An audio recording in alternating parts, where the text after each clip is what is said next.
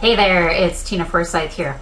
So a common question, of course, that I get from many entrepreneurs is, what should I have on my own plate? How do I know what I should be doing, where I should be spending my time and energy versus what you should be getting off your plate, what you should be delegating, what you should be giving to your team, what you should be hiring for? I call this creating your yes list. And this is one of my favorite exercises to do. I do it with most of my clients as one of the very first things we do together quite often.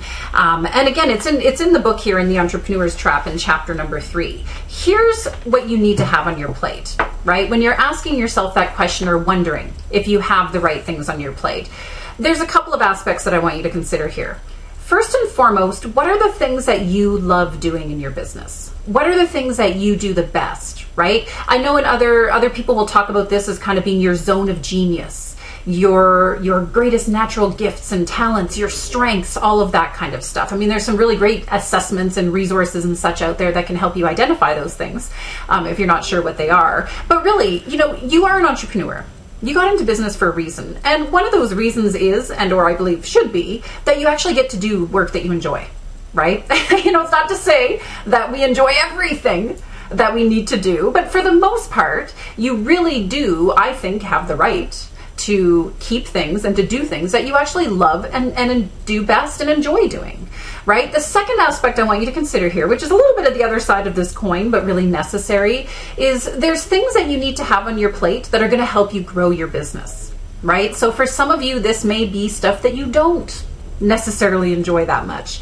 And really, as your business continues to grow and grow and grow, you can begin to let go of even some of this stuff along the way too. But for most part, when you're kind of in the earlier stages and in the initial stages of building a strong foundation and really growing on that, you as the entrepreneur, you as the leader of your company, you need to own and really keep a finger on the pulse of and really drive whatever it is that's going to help grow your business.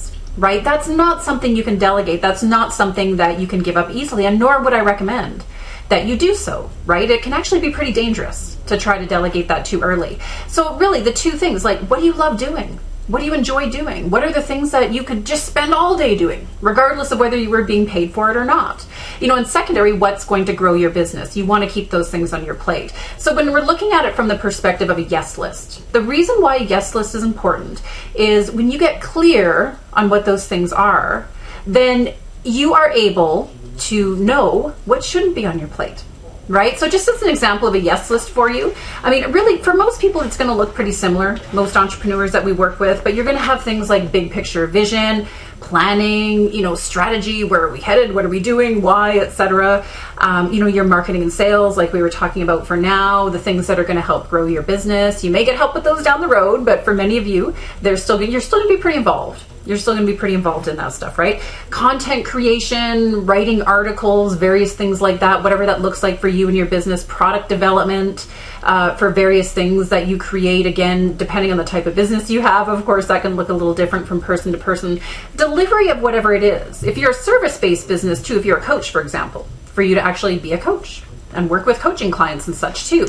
And then of course things like bigger picture, joint venture, strategic relationships, various things like that you want to keep on your plate, right? And when you think about it, I want you to ask yourself this. If that's your yes list, if you're really clear on here's the things that need to be on my plate right now, right, that are in my zone of genius, that are really going to help me grow my business, then I want you to consider for yourself how much of your day are you actually spending there versus how much time and energy are you putting into other things? Because really, this becomes a very first important step when you're looking at who do I need on my team? Who do I need to add to my team? Who do I need to, what else do I need to get off my plate? What else can I delegate and give to the people that are on my team? Who do I need to hire? Right? A lot of this has to come from and can come from creating this yes list. And I want you to start to track it as you go through your day. Is this on my yes list? It becomes a touchstone for you. Right? It becomes a touchstone of sanity. Quite honestly, I just got off the phone with somebody who was spending probably 50% of her time here and the other 50% elsewhere. I mean, that's 50% of her day in stuff that she shouldn't be doing and actually can't stand doing. And that's no fun. That's not what this is all about, right? There's people out there who love to do the things that you don't want to do anyhow.